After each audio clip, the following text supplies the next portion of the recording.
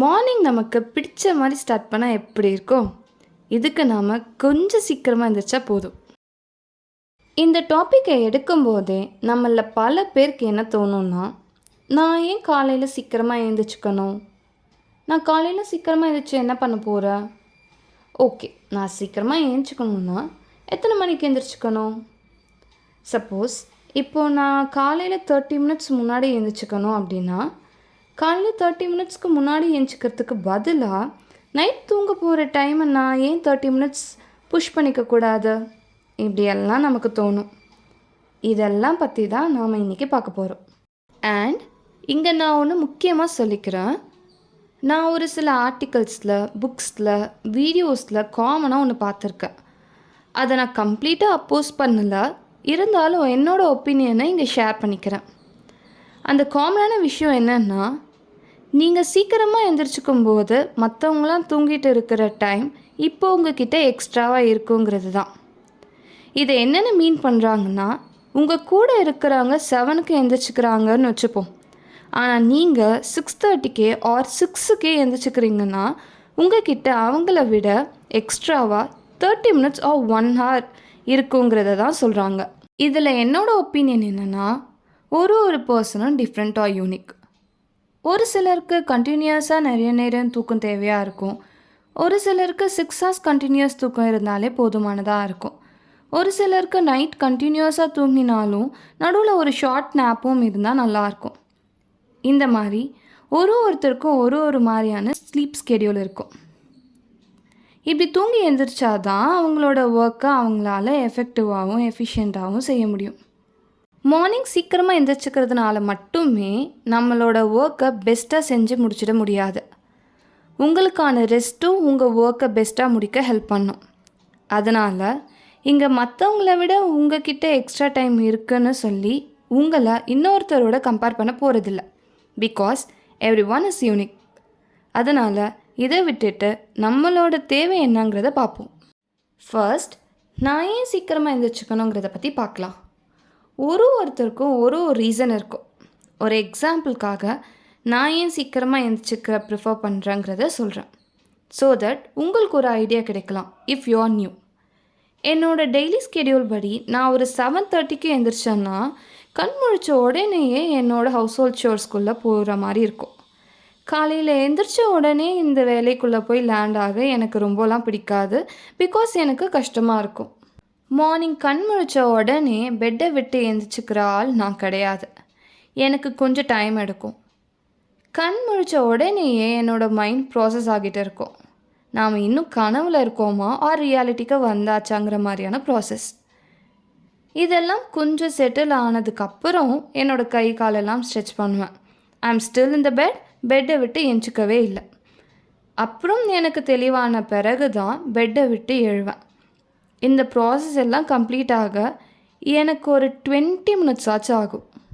அதுக்கப்புறமா பொறுமையாக ப்ரஷ் பண்ணிவிட்டு முகத்தில் தண்ணியை நல்லா ஸ்ப்ளாஷ் பண்ணிவிட்டு என்னோடய ஃபேஸ் வாஷை எடுத்து கையில் தேய்ச்சி அப்புறம் கண்ணை சுற்றி கன்னத்தில் நெத்தியிலெல்லாம் மைல்டாக மசாஜ் பண்ணிகிட்டு இருக்கும்போதே என் ஃபேஸ் வாஷோட ரிலாக்ஸிங்கான ஸ்மெல்லை என்ஜாய் பண்ணிவிட்டு ஃபேஸ் வாஷ் பண்ணி முடிச்சிடுவேன்.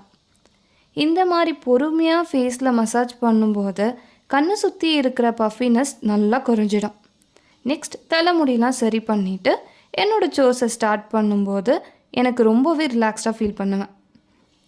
கண் முழிச்சதில் இருந்து என்னை ரிலாக்ஸ் பண்ணிவிட்டு இந்த ஸ்லோ மார்னிங்கை ஸ்டார்ட் பண்ண எனக்கு அட்லீஸ்ட் 1/2 hour தேவைப்படும். இந்த ரீசன்னால் 7:30க்கு எழுந்திரிச்சிட்டு இருந்தேன்னா இப்போது 7க்காச்சும் எழுந்திரிச்சாதான் என்னோடய ஸ்லோ மார்னிங்கை என்ஜாய் பண்ணிவிட்டு மற்ற சோர்ஸ்குள்ளே போக முடியும். இது மாதிரி தான் என்னோடய டே ஸ்டார்ட் ஆகணும்னு நான் விருப்பப்படுறேன். உங்கள் டேர்ம்ஸ் அண்ட் கண்டிஷன் படி எப்படி எழுந்திரிச்சிக்கணுங்கிறத நீங்கள் எக்ஸ்ப்ளோர் பண்ணுங்கள். டேவோட ஸ்டார்டிங்கே உங்களுக்கு பிடிச்ச மாதிரி இருந்தால் அந்த டேவே உங்களோடது மாதிரி இருக்கும். அடுத்ததாக நான் மார்னிங் சீக்கிரமாக எழுந்திரிச்சு என்ன பண்ண போகிறேங்கிற கேள்விக்கு வருவோம். இது போன பாட்டோட கண்டினியூஷன் மாதிரி தான் இருக்கும், பட் மோர் ஸ்பெசிஃபைடாக இருக்கும். ஒரு ஐடியாவே இல்லாமல் மார்னிங் ஜஸ்ட் நான் சீக்கிரமாக எழுந்திரிச்சிக்கணும்னு நாம் எழுந்திரிச்சோன்னா டைமை நல்லா வேஸ்ட் பண்ணி போரிங்காக கொண்டு போயிடுவோம். ஸோ ஃபர்ஸ்ட் நாம் சீக்கிரமாக எந்திரிச்சிக்கிறதுக்கான ரீசனை ஃபிக்ஸ் பண்ணலாம். ஒரு சில ஆக்டிவிட்டீஸை நான் லிஸ்ட் பண்ணுறேன். காலையில் எக்ஸசைஸ் பண்ணலாம், வாக்கிங் போகலாம், யோகா பண்ணலாம், மெடிடேட் பண்ணலாம். நீங்கள் ஸ்கூல் காலேஜ் போகிற ஸ்டூடெண்ட்னா எக்ஸாம் மெட்டீரியல்ஸ் படிக்கலாம், எக்ஸ்ட்ரா ஆன்லைன் கோர்சஸ் பண்ணலாம், ஏதாச்சும் நியூவாக கற்றுக்கலாம், புக்ஸ் படிக்கலாம். அது ஃபிக்ஷனலோ நான் ஃபிக்ஷனலோ செல்ஃப் ஹெல்ப் புக்கோ எதுவாக வேணாலும் இருக்கலாம். நியூ லாங்குவேஜ் லேர்ன் பண்ணலாம், ப்ரே பண்ணலாம், அன்றைக்கான டேவை பிளான் பண்ணலாம், டு டூ லிஸ்ட் ப்ரிப்பேர் பண்ணலாம். To do list or planning a day பற்றி இன்னொரு வீடியோவில் டீட்டெயிலாக பேசலாம். நெக்ஸ்ட் உங்கள் பிளேஸை க்ளீன் பண்ணலாம், பெட்டை நீட்டாக அரேஞ்ச் பண்ணலாம், வீட்டில் செடி இருந்தால் அவங்களுக்கு தண்ணி ஊற்றி அவங்க கூட பேசலாம், ஒரு cup coffee or tea or milk ஏதோ ஒன்று ரிலாக்ஸ்டாக உட்காந்து ரசித்து குடிக்கலாம், செல்ஃப் கேர் பண்ணலாம். இந்த மாதிரி நிறைய இருக்குது. Just romanticise your morning. உங்களுக்கு பிடிச்ச ஆர் உங்களை க்ரோ பண்ணுற விஷயங்களை பண்ணி உங்கள் டேவை ஸ்டார்ட் பண்ணும்போது அந்த டேவே அவ்வளோ சாட்டிஸ்ஃபைடாக இருக்கும். ஏதோ அக்கம்ப்ளிஷ் பண்ணின ஃபீல் இருக்கும். யாருக்கு தான் அவங்க டேர்ம்ஸோடு வாழறது பிடிக்காமல் இருக்கும்? ட்ரை பண்ணி பாருங்கள். எல்லாம் ஓகே. அடுத்ததாக காலையில் எத்தனை மணிக்கு எழுந்திரிச்சிக்கணுங்கிற முக்கியமான விஷயத்தை பற்றி பார்க்கலாமா?